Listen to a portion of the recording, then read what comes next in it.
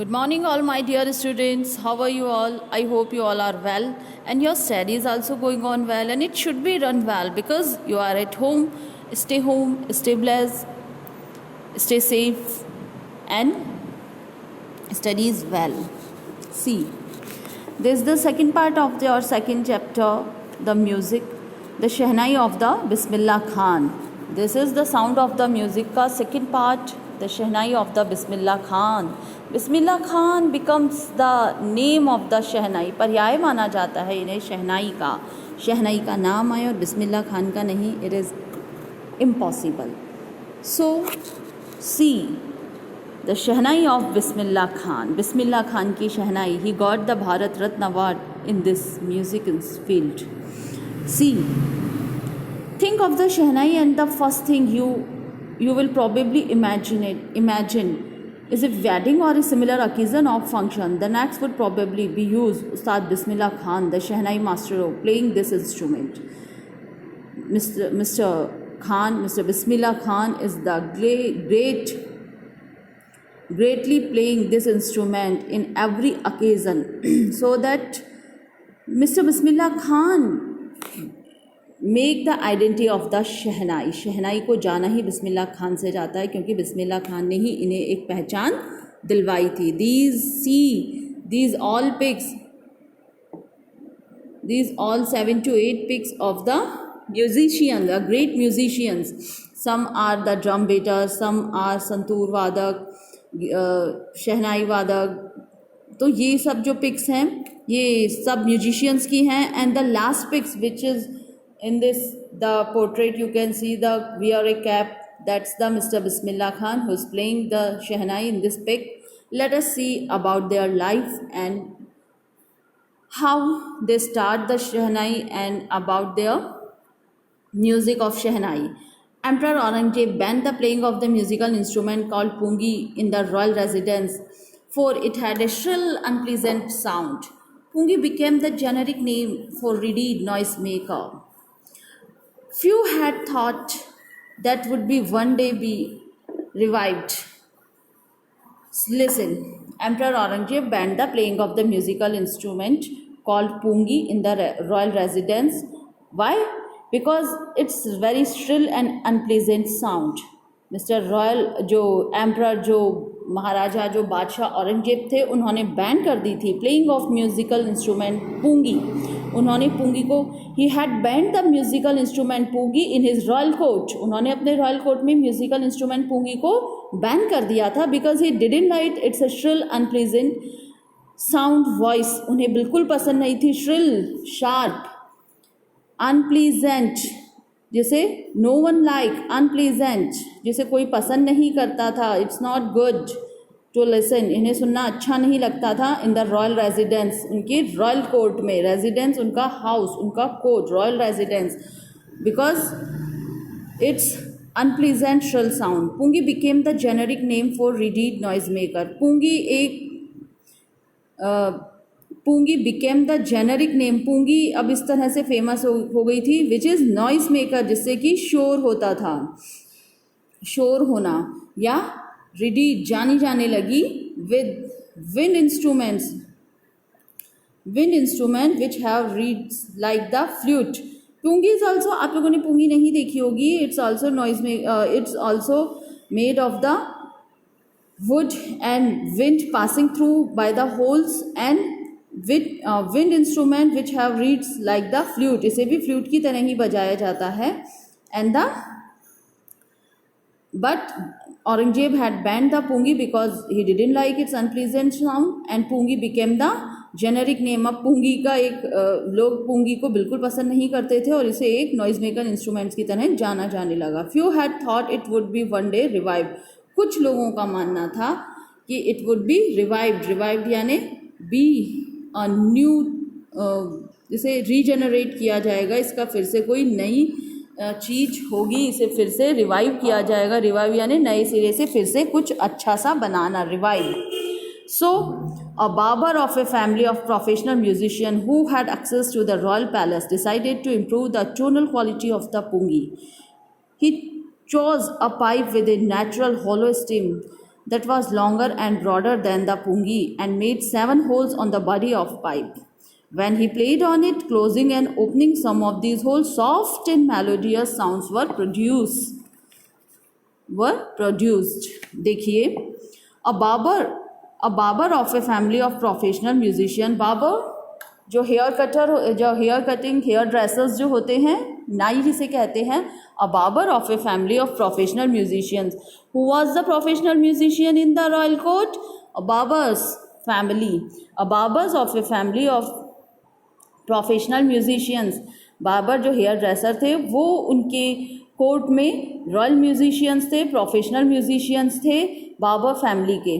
Barber of a family of professional musician who had access to the royal palace, who has choose for the royal court, royal palace, decided to improve the tonal quality. उन्होंने decide किया to improve the tonal quality of the pungi. उन्होंने decide किया, he decided that he would improve the tonal quality of the pungi because now it's become a noise maker instrument only, क्योंकि अब वो केवल एक noise maker instrument बन के रह गया था. So he decided he will improve the tonal quality of this पूंगी.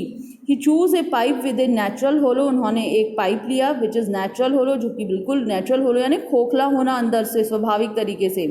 Natural hollow stem pipe बड़ा सा अंदर से खोखला. Was longer and broader than the pungi which was longer, जो कि पूंगी से अधिक लंबा, एंड ब्रॉडर चौड़ा था, जो कि पूंगी से अधिक लंबा चौड़ा था. And made 7 holes on the body of this pipe. And he made 7 holes, उन्होंने 7 होल्स के छेद on the body of this pipe.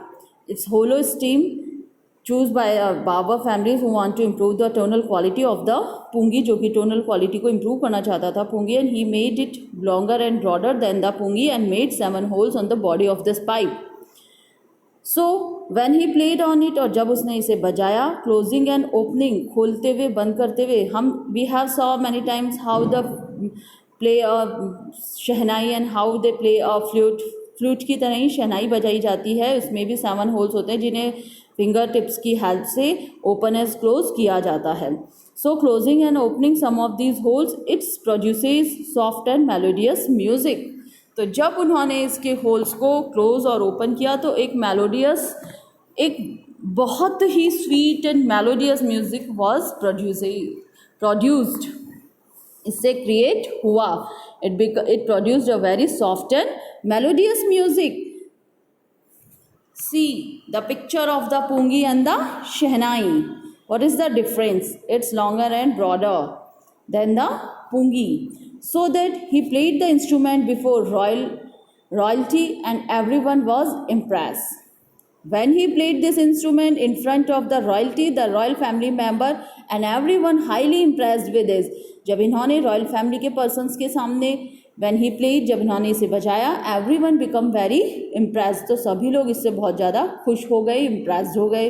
The instrument so different from the pungi and had to be given a new name.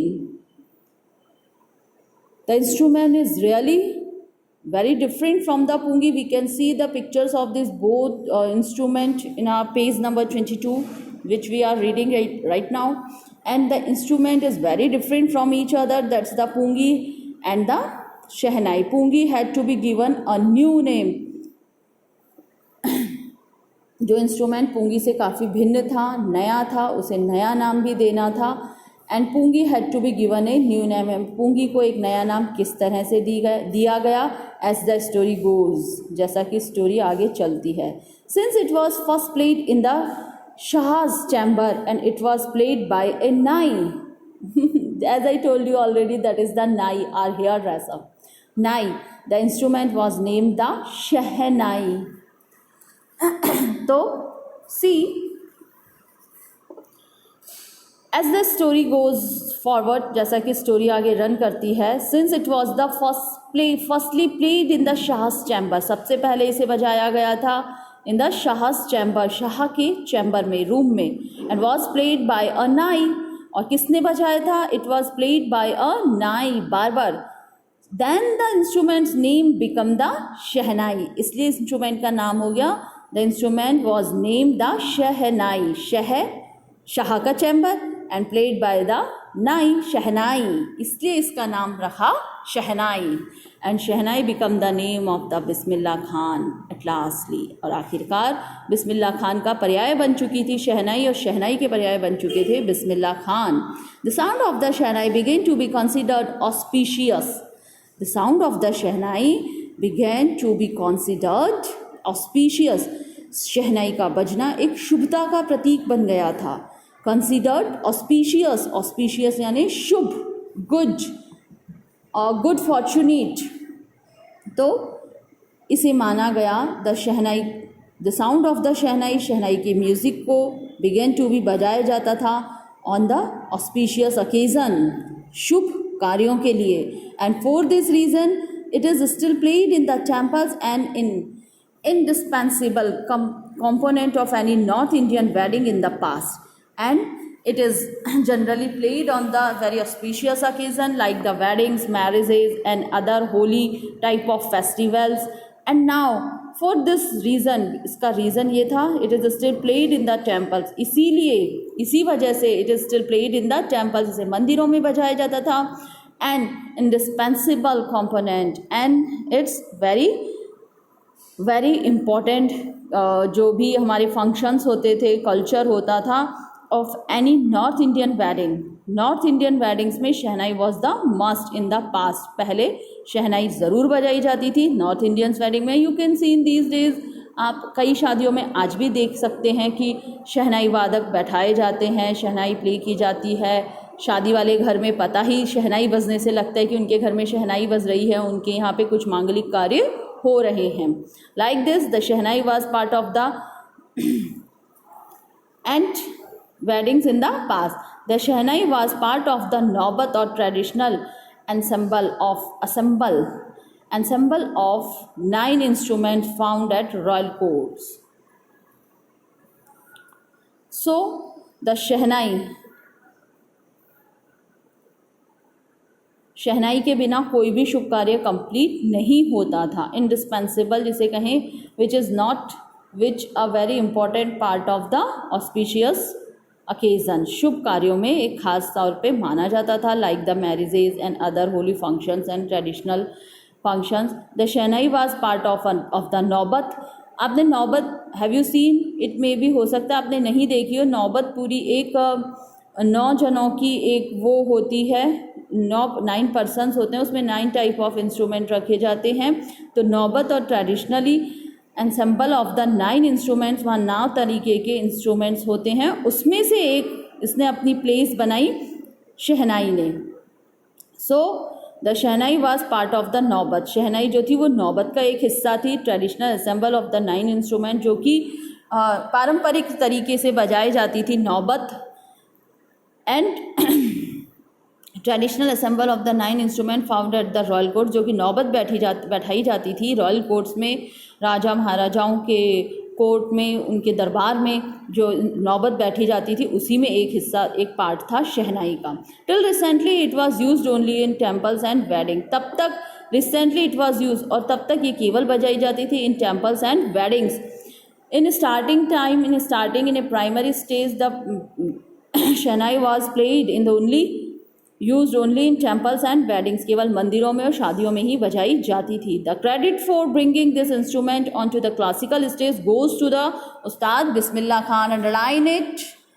The credit for bringing this instrument onto the classical stage goes to the Ustad Bismillah Khan. And Bismillah Khan given him great identity, provide him a great identity of the music. Ustad Bismillah Khan को ही जाता है इसका credit. The credit goes to the Bismillah Khan for bringing this instrument onto the classical stage. Classical stage पर इस instrument को identity दिलवाने का credit किसे जाता है? Mister Bismillah Khan. So the credit for bringing this instrument, credit जाता है इस इंस्ट्रूमेंट को आइडेंटिटी दिलाने के लिए, bringing this instrument to the classical stage, classical stage पे लाने का श्रेय किसे जाता है? उस्ताद बिस्मिल्लाह खान को। As a 5-year-old Bismillah Khan played a gilli danda near a, when he was only 5 years old, he played a natural game of the pastimes, that is the gilli danda, near a pond in the ancient estate of the Dumrao in Bihar. Dumrav is the native place, native village, native place of the Ustad Bismillah Khan, which was situated in the Bihar. Underline it where he belongs. He belongs state of Dumrav in Bihar.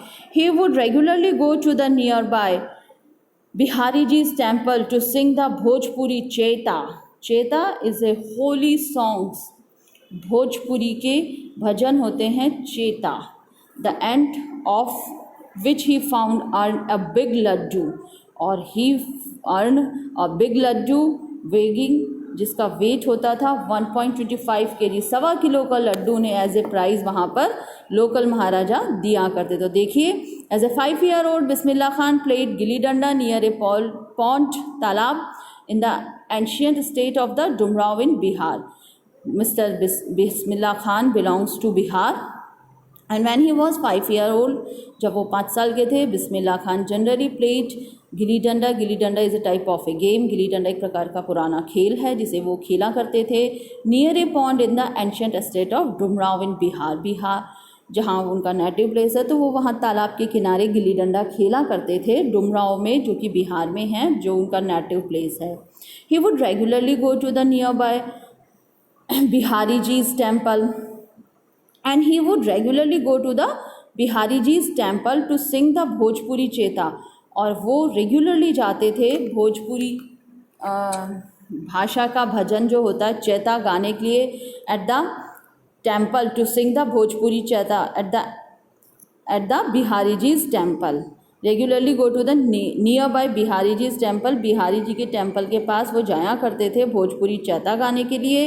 And at the end of which, और जहाँ और चैता के बाद उन्हें as a price, at the end of which he would earn जो है वो मिलता था, कमाई करना, उन्हें मेहनताने के रूप में क्या मिलता था, a big laddu weighing about near 1.25 kg, लगभग 1.25 किलो का लड्डू उन्हें एज ए प्राइज दिया जाता था बाय द लोकल महाराजा. और उस टाइम में महाराजा हुआ करते थे, तो उस समय भोजपुरी चैता गाने पर उन्हें 1.25 किलो का लड्डू एज ए, जिसे हम कहें आज हम मनी देते हैं, उस समय एज ए प्राइज़ इनाम या मेहनतन के तौर पर 1.25 किलो का लड्डू उन्हें लोकल महाराजा दिया करते थे.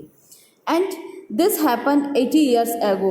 These all things belong to the 80 years ago. These all talks was before 80 years ago. ये सब बातें हैं 80 साल पहले की, 80 years ago. And the little boy was traveled far and the highest civilian award in the India, that's the Bharat Ratna. Underline these important line. And this little boy, who knows about the future of this little boy, what great work he will do in the future. Let us see what he did. देखिए, कौन जानता था कि छोटा बच्चा आगे जाके क्या करेगा और क्या बनेगा और क्या अवार्ड ये लेगा. तो देखिए what he did in his life, उसने क्या किया. This little boy has traveled. इस छोटे से बच्चे की यात्रा बहुत लंबी गई. Traveled far to the earn, इसकी इतनी लंबी यात्रा थी कि he earned the highest civilian award. उसने पाया एक he got a highest civilian award in India. Bharat का सबसे ज़्यादा सम्माननीय और highest esteemed award, civilian award, the Bharat Ratna he got. तो उन्होंने भारत रत्न पाया था. See the life history of the Bismillah Khan. He was born on 21st of March 1916. Underline it. Bismillah Khan belongs to a well-known family of the musician of Bihar. ये बिहार की एक famous musicians family में पैदा हुए थे on the day of 21st of March 1916. Bismillah Khan belongs to a well-known reputed musicians family in the Bihar. He born in a great musicians, famous musicians family in the Bihar. His grandfather, about his grandfather, the Bismillah Khan's grandfather, Rasul Baksh Khan. Rasul Baksh Khan was the grandfather of the Bismillah ji, was the Shehnai Nawaz of the Bhojpuri King's court.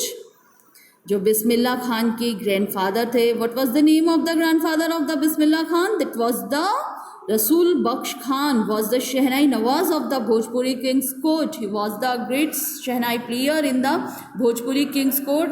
The name was given the Shehnai Nawaz of the wait, sorry, 1 minute. award in India. He got this was the Shehnai Nawaz of the Bhojpuri King's Court. His father, Pagambar Baksh, the father's name was the Pagambar Baksh, and other parental ancestor were also great Shehnai players, and his father Pagambar Baksh, father was name was Pagambar Baksh, and other parental ancestor, जो भी उनके parental ancestors जो हैं उनके पूर्वज, parental ancestor यानी उन्हें पैतृक पूर्वज जो थे, फादर साइड के जो पूर्वज थे उनके, were also the great shehnai players. This is the very interesting chapter, belongs to the autobiography, the life story of Mr. Bismillah Khan, and read it carefully, and it's very interesting. It's give us great knowledge. Thank you.